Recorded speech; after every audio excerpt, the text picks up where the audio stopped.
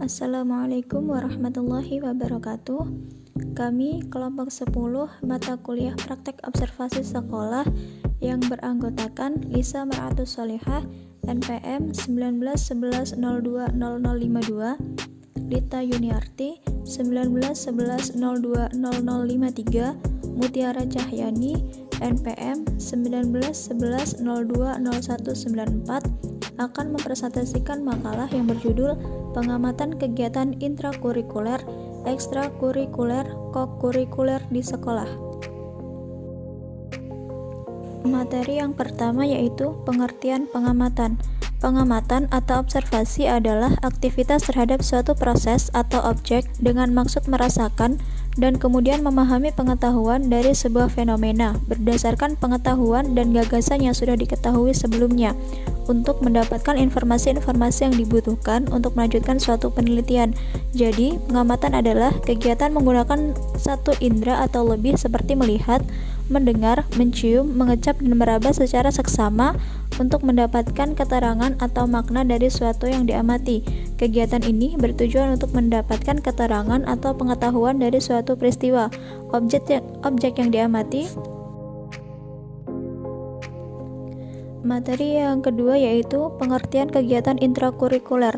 Kegiatan intrakurikuler adalah kegiatan pembelajaran atau belajar mengajar sebagaimana yang telah berjalan selama ini, yang tersusun berupa jadwal mata pelajaran, pencatahan waktu, dan penyebarannya di setiap kelas dan satuan pelajaran. Kegiatan pembelajaran yang dimaksud adalah yang dilaksanakan sesuai dengan kurikulum yang telah ditetapkan oleh pemerintah. Kegiatan intrakurikuler merupakan kegiatan utama yang dilakukan di sekolah dengan jadwal dan struktur yang jelas. Kegiatan intrakurikuler bertujuan untuk menumbuhkan kemampuan akademik siswa.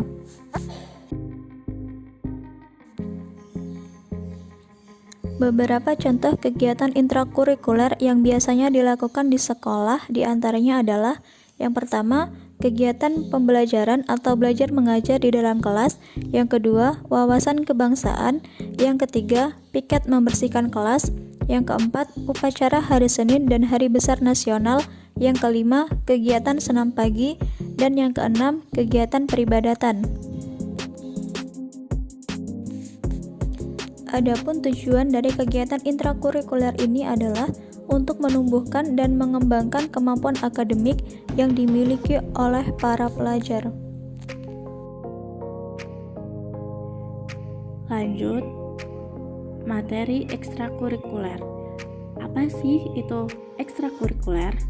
Ekstrakurikuler adalah kegiatan non-pelajaran formal yang dimana dilaksanakan oleh peserta didik, baik siswa atau siswi dan santri, bahkan oleh mahasiswa, sebagai mata pelajaran di luar jam belajar kurikulum standar, di mana kegiatan ekstrakurikuler terdapat dalam setiap jenjang pendidikan.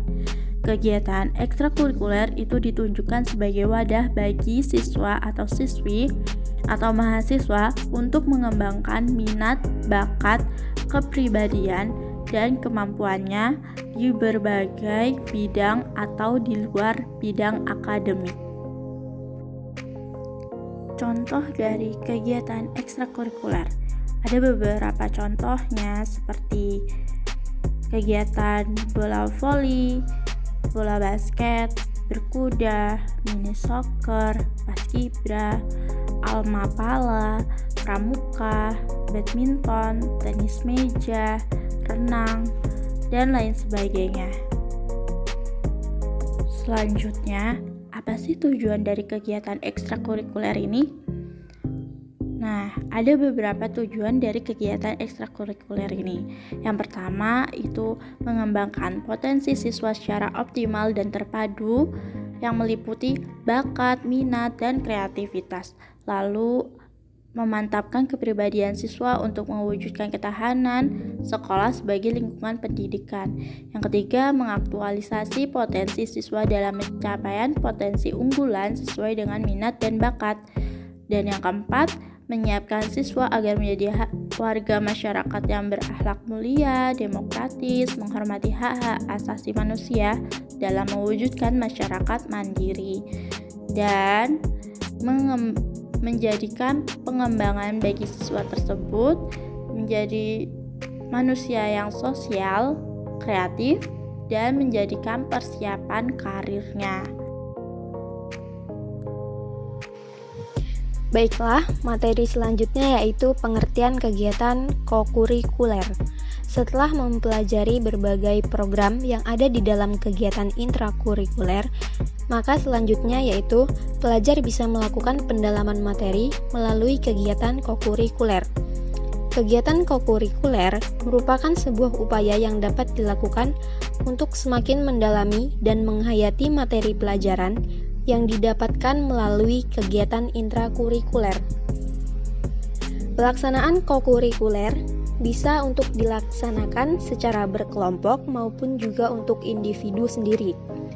Dalam pelaksanaan kegiatan kokurikuler ini, perlu untuk diperhatikan agar menghindari terjadinya pengulangan maupun juga tumpah tindih antara mata pelajaran satu dengan yang lainnya. Hal ini perlu untuk dilakukan sebagai upaya agar pelajar tidak akan merasa berlebihan atas materi pelajaran yang diterima.